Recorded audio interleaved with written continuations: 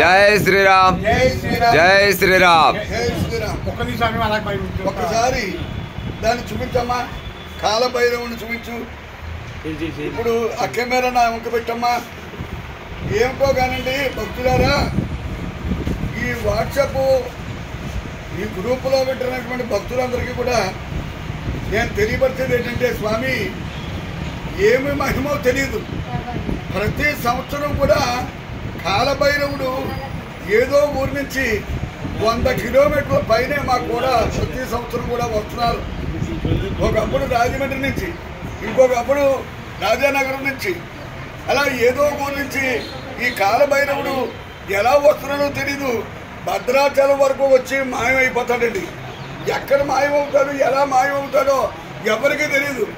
కూడా వచ్చి మాతో మేము తినే అన్నం తింటుంది, మేము తినే ఆహార పదార్థాలు అల్పాహారాలు తింటుంది, మా కూడా వస్తుంది, మా కూడానే పడుకుంటుంది. ఏమిటో తెలియదండి ఆ మాయ ఏటో. ప్రతి సంవత్సరం కూడా ఇలా జరుగుతూ ఉంది. ఇది మధ్య ఆంజనేయ స్వామి వారు పుణ్యక్షేత్రం నుంచి బయలుదేరిందండి. మధ్య ఆంజనేయ స్వామి వారి పుణ్యక్షేత్రం నుంచి బయలుదేరింది కాలభైరవుడు. ఇలా వస్తానే ఉంది, మాకు కూడా నడుస్తూనే ఉంది, మాకు కూడా పరిగెడతానే ఉంది. చూడండి ఏం మహిమో తెలీదు. మరి హనుమ మహిమ, రాముడి మహిమ, సీతమ్మ మహిమ, లక్ష్మణ మహిమ, ముక్కోడి దేవతల మహిమ, ఏ మహిమో రామనామ మహిమ.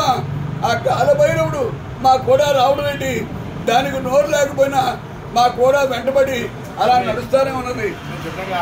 ఇది ఈ సంవత్సరమే కాదు, ప్రతి సంవత్సరం కూడా ఏదో ఒక కాలభైరవుడు రావడం మాకు కూడా అది జరుగుతున్నటువంటి విషయం. ఇదంతా కూడా స్వామి యొక్క నిర్ణయం, స్వామి యొక్క లీలలు ఇవన్నీ కూడా.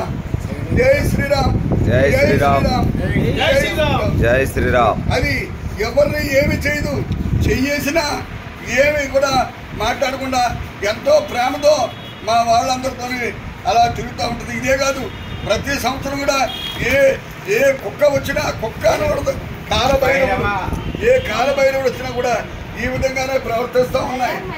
ఇదంతా కూడా దైవ నిర్ణయంగా భావిస్తున్నాను. దైవలీలగా గురుస్వామి నా శిష్యులందరూ కూడా భావిస్తూ ఉన్నారు.